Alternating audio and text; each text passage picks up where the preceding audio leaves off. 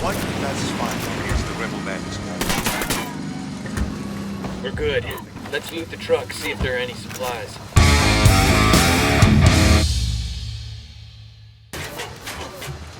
Hello everyone, we're here to do a quick chat about Tom Clancy's Ghost Recon's Wildlands. And Nick is here with me because we've been playing it together, haven't we, Nick? We have indeed, having lots of fun. And it's so much fun. And like when the beta came out, it got mixed reactions. It was all right. I mean, I personally wasn't a fan of it, but then I didn't get a lot of time to play with any friends, so it felt very kind of flat and very generic. But I mean, now it's full game. There's a hell of a lot more. They fixed a lot of the small issues I had. But let's just get into talking about how much fun we had playing together. Before you start, I'm interested because I didn't get to play the beta. Okay. What specifically? Because I've heard this a lot, that the beta people were kind of like, it's a bit not really that keen. What specifically was in the beta that has been resolved now that the full game's out? I think it was a lot of the like for me it was the basically there's a lot of like radio messaging and chatter going on. Mm-hmm. And on screen, and there's a lot of videos that cut in over your talking, and it was all blurring into one. There was no subtitles, which made it even harder to kind of understand what was going on. The very first few missions were pretty generic on your own, and I think for me the AI was pretty poor as well. So again, when you're playing on your own, I had a lot of problems where AI wouldn't come to me when we just kind of infiltrated a cartel like building or something, and you try and rush away, and they'd still be shouting when you need, still be fighting. Sorry, when you need to go and escape. So it just kind of, there was just a load of little things that kind of just, Right. and because you're playing on other games, it's like, oh well, I'll leave that one and I won't bother with it too much. Mm-hmm. But when you actually spend more time with it, you get used to it a lot more and you enjoy it a lot more.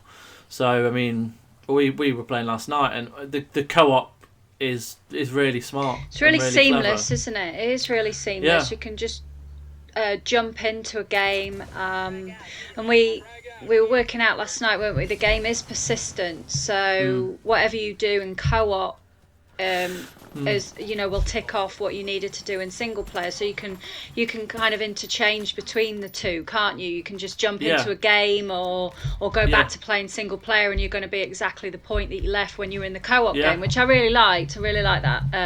It was really smart. Yeah, I mean, when we took down those cartel members and you guys left, I just went on a road trip. Basically, I just got in my Jeep and just drove off, and I just drove down half the map. Wow! And it's cool that you can just I think it's worth talking about the map as well, isn't it, Chris? Because it's definitely huge, absolutely enormous, and I initially hadn't realised just how big it was. That I thought that first area we were in was it, and then I zoomed out and was like, oh. Well, that's it. I mean, that's we were in one province at the time. Yeah. There's 26 in total, and they're all pretty much the same size as that one. So it's crazy. As I say, I went on a road trip for about 3-4 hours, just kind of doing side quests, a few story missions, and I'd been in like 4 provinces, and that was it. You could spend hundreds and hundreds of hours on this. You've got the joy of playing through the whole game yourself or with friends, and you can do your story missions, and then when that's done you can go into your friend's game and help them out. And there's a real kind of sense of camaraderie as well. And when we were pissing around in the helicopter where we just flew right up and just weren't doing anything, and then we just all jumped out, and that took time, but it was just it's just a bit of fun. And then we'd go on the missions and again jump out helicopters before we stopped and left me up there. Thank you, Nick. Sorry about that. I forgot. I forgot. But sorry. It's just awesome. Like there's so much to it, and one mission can take so much time to kind of get the most out of it. Yeah, I think where it works really, where it kind of shines a little bit is. There was 3 of us in our little gang, wasn't there? And we were all coming at a base at different angles and tagging enemies and sort of like moving in a kind of pincer movement, and like kind of meeting up into the middle, and we were just kind of clearing it. And it was when it plays like that, I think it really shines, doesn't it? Because you've got this kind of coordinated mayhem going on with 3 folk just trying to clear a base out, and I think that works really well. I mean, I've played a little bit in single player. I don't think the AI works quite as well as your teammates do. They? I mean, I've had issues with AI. I don't know if you've had issues, but I've had issues where like one of AI team member won't get in a vehicle, so I've just left him, and then when I've arrived at my destination, he's magically there.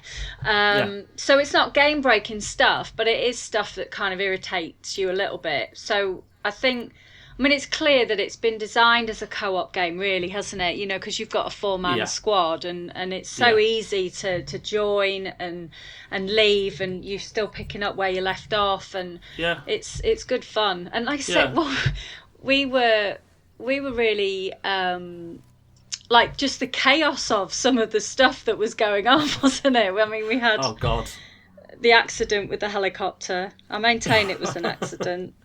Right. But that whole mission, I mean, that's what I talk about in the review, kind of was my favourite moment of going into that compound, that Unidad compound. I keep hearing Unilad in my head. I need to stop that. But you go into the compound, and we take out the snipers, and then we just kind of infiltrate step by step, taking everyone out, and then you think you've done it, and then a load of reinforcements come in, and then we got overpowered. So we kind of ran off to that little kind of tower, and we were on top, and they all kind of came at us from beneath without us realising, and we were overpowered. And it was nuts, and that was just one small segment of this humongous map.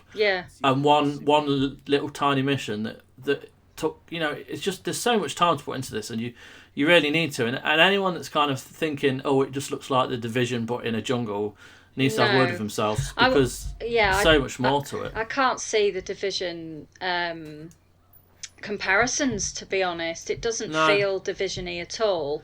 No, not at all. One thing I liked, actually, that I didn't really comment on, is that you go from third person into first person when you actually shoot, which I like, because third person shooting can sometimes be quite difficult, can't it? I mean, I know that's not a unique thing that you go from third, but I kind of liked that you switch between the two modes. No, there's loads of stuff, loads of little kind of, and if you don't like that, you can press the right analog stick, and it'll zoom into third person, so you don't always have to have the third person, but you can if you want. It's those little touches that make it something special. And the I suppose you could talk about the customization as well, which is nuts. You've got so for those that want to look nice, you've got all your different shirts, jackets, balaclavas, cigars, all that kind of stuff.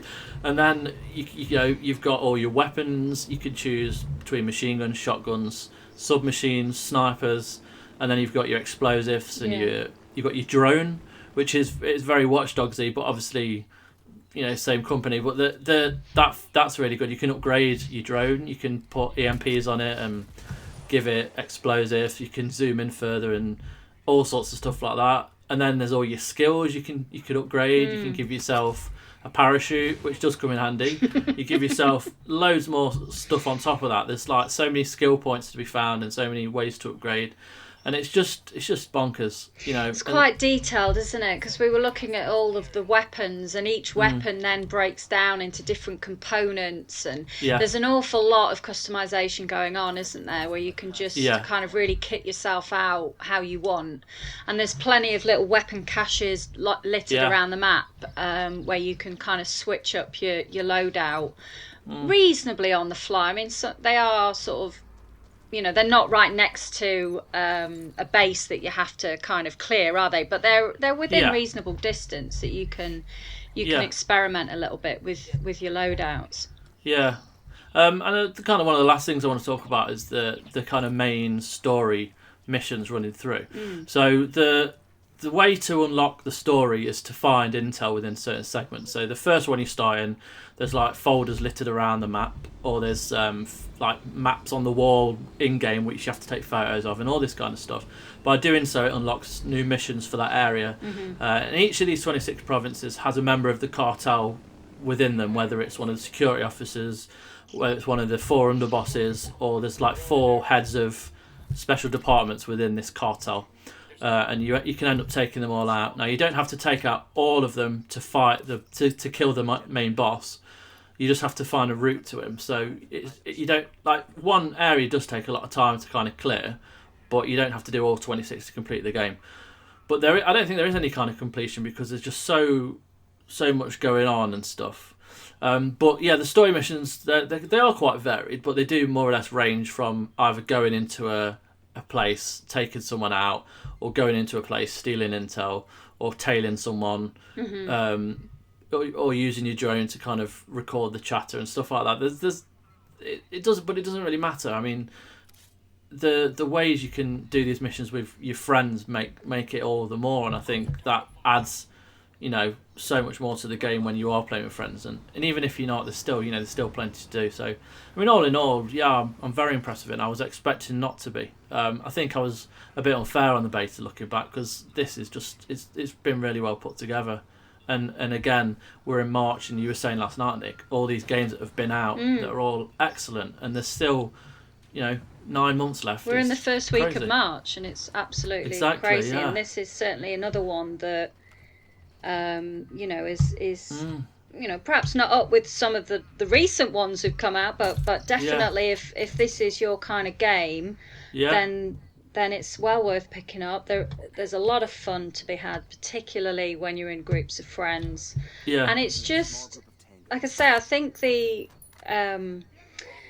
sort of chaos that can ensue when you're playing with your buddies is where I think the majority of the fun of the game is really. There was that mission that we did where we had a limited time to switch off some radio broadcast or something, and I just leapt on a bike and I was like, right, see you later, lads. Yeah, we were just trying to find a nice safe route round to it. Yeah, and I'd driven up a hill and it was just fun stuff like that just kind of emerges as you're playing. So yeah, it's definitely something I would recommend, particularly if you've got a group of buddies who are thinking of picking it up as well. Yeah, 100%. Well, you can read my review on godisgeek.com, and if you got any questions, hassle us on Twitter. Thanks for listening, everybody, and thanks, Nick, for joining me. You're welcome. Excellent. Take care.